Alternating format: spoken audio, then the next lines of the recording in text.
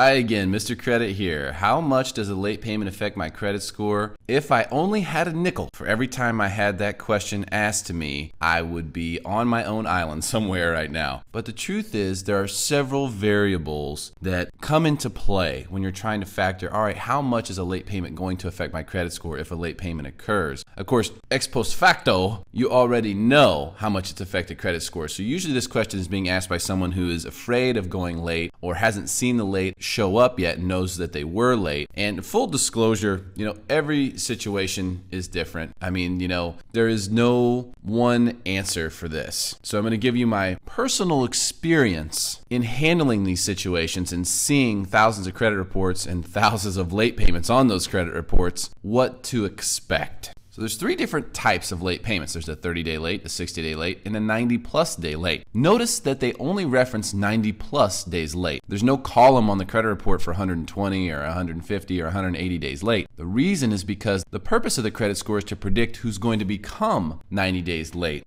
over the course of the next 2 years. So once you become 90 days late, the whole purpose of the credit score has been defeated at that point. So that's the reason why it moots the model and ultimately causes the credit score to just fall like a rock. If you have a 30-day late payment, you can expect anywhere from 50 to 150 points of drop in your score. And the reason why that's such a big range is because it depends on where your score is. If you have an 840 credit score and you have a 30-day late show up, you're going to lose 150 points. If you have a 620 and you have a 30-day late show up, you might only lose 50 points. So it just depends on where you're at and how fragile the credit score is. The higher your credit score is, the more fragile it is. And that's why I encourage everyone, including people who have really good credit, to get as many secured credit cards as possible to essentially get credit insurance against that. A 60-day late is going to be after a 30-day late. Of course, you can't be 60 days late without being 30 days late first. So after you've taken that initial hit of 50 to 150 points for being 30 days late, on the 60-day late mark, you're going to lose another 30 to 50 points. And then once you get to 90, it's the wild, wild west from there. Who knows what's going to happen to the score because the model's been mooted and you're liable to drop like a rock. Now, the fewer 90-day lates you can have, the better. But if you can avoid being 90 days late, you really, really should. Even if you're doing a short sale on your home and you don't want to pay the mortgage, keep the 90-day lates off your credit report if you want to protect your credit score in the short term significantly and in the long term as well.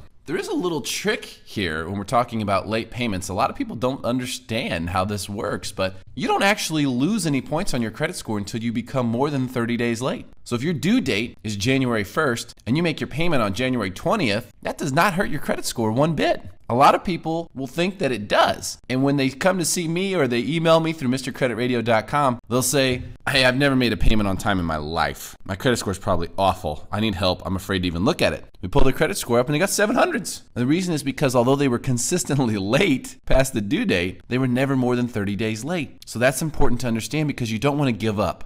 What we see happen over and over and over again is that people give up. They see that something bad is coming financially, they realize they can't make a payment, and they just give up. Don't give up. If you can make that payment on the 29th day after the due date, then you won't hurt your credit score at all. So as far as what you should do, know the dates. Know the due date, know the 30-day mark past that date, and try to do everything you can if you're going to be late to make sure you're not more than 30 days past the due date because that's where all the trouble begins. Never get a 90-day late. If there's anything you can do at all within your power to protect your credit, keep yourself from getting a 90-day late. There's no telling what will happen when you get one. And most importantly, do not give up. Never throw your hands in the air. Never let them win. They want you to give up. Use that as your motivation to do anything but. If you ever have questions, go to MrCreditRadio.com, send me an email with the contact form on the homepage. I hope this has been helpful for you. I appreciate your time. We'll see you again soon.